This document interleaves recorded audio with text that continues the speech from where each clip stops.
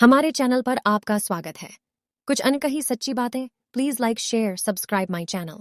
आज का हमारा विषय है हनुमान जी की मां से हुई भूल, बन गई अप्सरा से वानरी। एक बार देवराज इंद्र की सभा स्वर्ग में लगी हुई थी। इसमें दुर्वासा अर्षि भी भाग ले रहे थे। जिस समय सभा में विचार विमर्श चल रहा था, उसी समय सभा के मध्य ही पुंजकस्थली नामक इंद्रलोक की अप्सरा बार बार इधर से उधर आ जा रही थी। सभा के मध्य पुंजकस्थली का यह आचरण ऋषि दुर्वासा को अच्छा न लगा। दुर्वासा ऋषि ने कहा, तुझे देव सभा की मर्यादा का ज्ञान नहीं? तू कैसी देव अप्सरा है जो वानरियों की तरह बार बार आ जाकर सभा में व्यवधान डाल रही है? दुर्वासा ऋषि ने पुंजकस्थली को शाप दे दिया, अपनी इस आदत के कारण तू वानरी हो जा। दुर्वासा ऋषि का शाप सुनकर पुंजकस्थली सन्न रह गई। अपनी भूल के चलते वह शापग्रस्त भी हो गई। उसने हाथ जोड़कर प्रार्थना की, ऋषिवर, अपनी मूढ़ता के कारण यह भूल मैं अनजाने में करती रही, लेकिन सभा में व्यवधान डालने का मेरा कोई उद्देश्य न था। कृपया बताइए, अब आपके इस श्राप से मेरा उद्धार कैसे होगा? अप्सरा की विनती सुनकर ऋषि दुर्वासा पसीजे बोले, अपनी इस चंचलता के कारण अगले जन्म में तू वानर जाति के राजा विरज की कन्या के रूप में जन्म लेगी। तू देव सभा की अप्सरा है, अत तेरे गर्भ से एक महान बलशाली, यशस्वी तथा प्रभु भक्त बालक का जन्म होगा। पूंजिक अप्सरा को संतोष हुआ।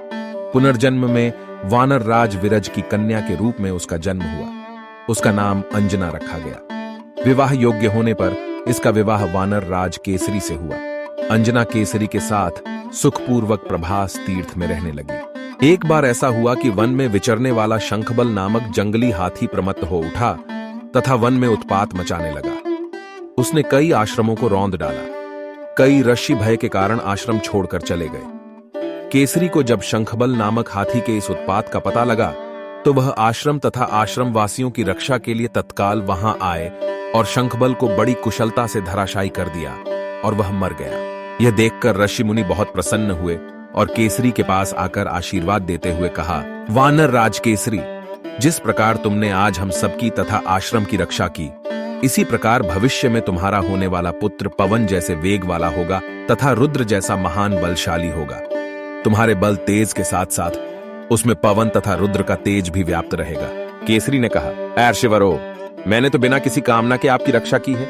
आपका दिया यह स्वत आशीर्वाद मुझे शिरोधार्य है। केसरी ऋषियों को प्रणाम कर चले गए। समय आने पर अंजना के गर्भ से एक बालक का जन्म हुआ। उसमें अपने बाल्यकाल से ही ऋषियों द्वारा दिए आशीर्वाद का तेज झलकने लगा। वह अपनी शक्तियों के कारण आश्रम में उत्पाद मचाने लगा। ऋषियों ने उसके स्वभाव में शांति लेने के लिए आशीर्वाद जैसा शाप दिया कि तुम अपने बल को हमेशा भूले रहोगे। जब कोई तुम्हें आवश्यक होने पर तुम्हारे बल की याद दिलाएगा, तब फिर तुम में अपार बल जागृत हो जाएगा। इससे वह बालक शांत स्वभाव का हो गया। केसरी नंदन यह बालक आगे चलकर हनुमान नाम से प्रसिद्ध हुआ। सीता जी की खोज के लिए जब कोई समुद्र पार करने का साहस नहीं कर रहा था और हनुमान भी चुप बैठे थे, तो जामवंत ने हनुमान जी को उनके बल की याद दिलाई थी।